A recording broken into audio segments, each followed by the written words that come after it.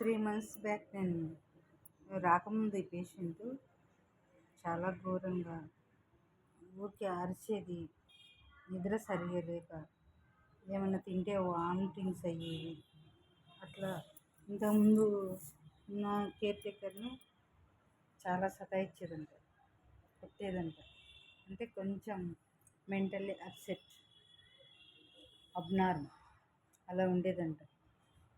నేను వచ్చిన తర్వాత కూడా ఒక 15 days 20 days అలాగే ఉండింది. నెక్స్ట్ అక్టోబర్ 1st నుంచి, నేను సెప్టెంబర్ 14th వచ్చాను. అక్టోబర్ 10th నుంచి బాగుంది. అక్టోబర్ మిడిల్ ఆఫ్ మంత్ నుంచి ఇంకా కొంచెం స్లోగా రికవరీ అయిపోయి ఇప్పుడు చాలా బాగుంది. తింటుంది, మంచిగా నిద్రపోతుంది. ఇంకా అప్పుడప్పుడు ఒక్కసారి అదే పిలుస్తుంది, పక్కన తోడు ఎవరైనా ఉన్నారా లేదా అన్నట్టు పిలుస్తుంది అంతే. ఇంకా మంచిగా ఉంది, చాలా బాగుంది. పేషెంట్ రికవరీ అయిపోయింది. అంటే మరి ఇంతకుముందు ఎందుకు అట్లా అయిపోయింది అనేది నేను బాగా థింక్ చేసిన, ఆలోచించిన. సరిగా ఫుడ్ తినలేక, తిన్నది వామిటింగ్స్ అయిపోయి, ఎవరికైనా కడుపు నిండా అది తిని బాగుంటేనే కదా నిద్ర వచ్చేది. ఆమెకు సరిగా డైజెషన్ కాక స్టమక్ అప్సెట్ అయిపోయి, ఇంకా ఆ విధంగా ఆమె అట్లా అరుపులు అన్నమాట. ఆకలి ఉంటే ఎవరైనా నిద్ర లేక అరుస్తారు కదా, అంటే తనకు చెప్పుకునేంత లేదు. కొంచెం అప్సెట్ కదా, నాకు ఆకలేస్తుంది అట్లా చెప్పే అప్పుడు. ఇప్పుడు కంపల్సరీ నిద్ర లేచి ఆకలేస్తుంది ఏమైనా తీసుకురా అని చెప్తారు. పాలు ఉంటే పాలు తీసుకుంటే తాగుతుంది. నేను ఇచ్చిన 1 మంత్ వరకు కూడా అట్లనే ఉండేది. ఇప్పుడు ఇంకా నవంబర్ మొత్తం ఇప్పుడు బాగుంది. October ending middle of end వరకు అట్లనే ఉండేది. నవంబర్లో ఫుల్ మంచిగా ఉంది. ఇప్పుడు ఇంకా బాగుంది. ఇప్పుడు వితౌట్ సపోర్ట్తో కూర్చుంటుంది, అట్లాగే నిద్రపోతుంది. నైట్ అంతా మంచిగా నిద్రపోతుంది. 5కి అట్లా నిద్ర లేస్తుంది. నాకు తెలిసి ఒక్కొక్కరి చెయ్యి బాగుంటుంది, ప్లస్ మెయింటెనెన్స్ మెయిన్. మనం అంటే మెడికల్ డిపార్ట్మెంట్ కాబట్టి ఆ పేషెంట్ను శ్రద్ధగా అలా మెయింటైన్ చేయడం చాలా రేర్. నేను అలా చేశాను కాబట్టి ఈరోజు సక్సెస్లో ఉన్నాను. ఒక అసలు నేను వచ్చినప్పుడు ఆ పేషెంట్ పరిస్థితి అంటే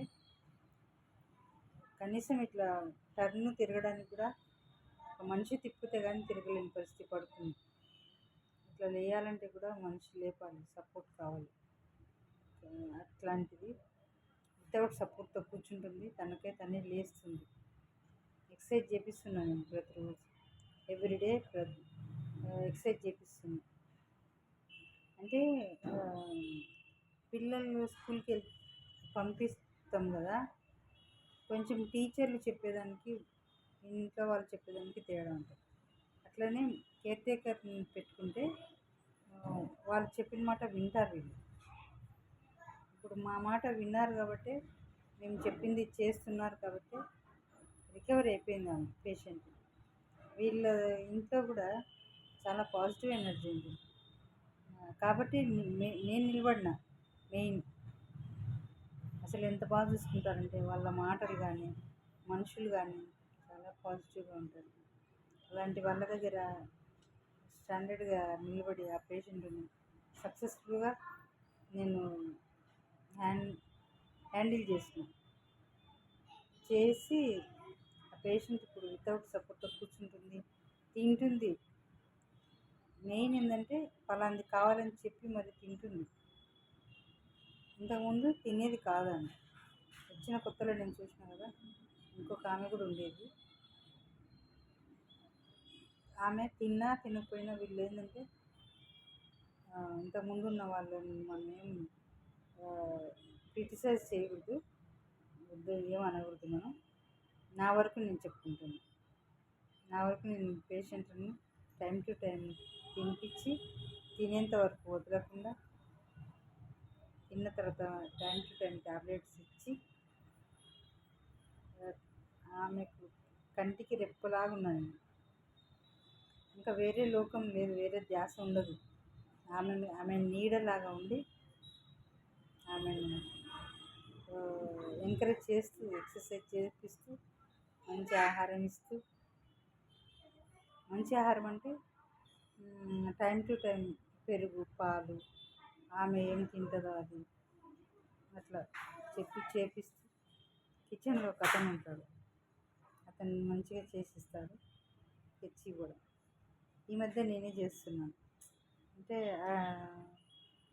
నేను కూడా తెలుసుకోవాలి కదా, వాళ్ళ కిచెన్లో ఎట్లా చేస్తారు, ఒక పేషెంట్కి ఏమి ఇస్తున్నారని తెలుసుకోవాలి కదా. దాన్ని బట్టి నేను కూడా ఈ నవంబర్ మొత్తం నేనే అమ్మ కోసం పేషెంట్ కుకింగ్ చేసినాను. ఓన్లీ అమ్మ కోసం. మేము తినేవే ఎట్లయినా అతను చేసి ఇస్తాడు, అమ్మ కోసం నేను చేసిన. ఇట్లా మనం ఎక్కడున్నా ఏం పని చేస్తున్నామని కాదు, ఆ చేసే పనిని ప్రేమగా చేయాలి. నా నా ఫ్యామిలీ పేషెంట్ను పేషెంట్ లాగా చూడొద్దు. మన అమ్మమ్మకి ఎట్లా చూసుకుంటామో అట్లా. నా వయసు 87, నియర్ బై 90, 88 ఆమె వయసు, మా అమ్మమ్మ వయసు. మా అమ్మమ్మ కూడా లాస్ట్ ఇయర్ చనిపోయింది, మా అమ్మమ్మ వయసు. సో మన అని చూసుకుంటే మనం సక్సెస్ అవుతాం. ఏదో శాలరీ కోసం వచ్చి చేస్తున్నామని కాదు. నా ఫ్యామిలీలో మా అమ్మమ్మ తినాలి, తాగాలి, ఇంకా లేచి కూర్చోవాలి, ఇంకా యాక్టివ్ కావాలి. యాక్చువల్గా ఈమెకి ఏం పేషెంట్ అంటే ఏం రోగం లేదు,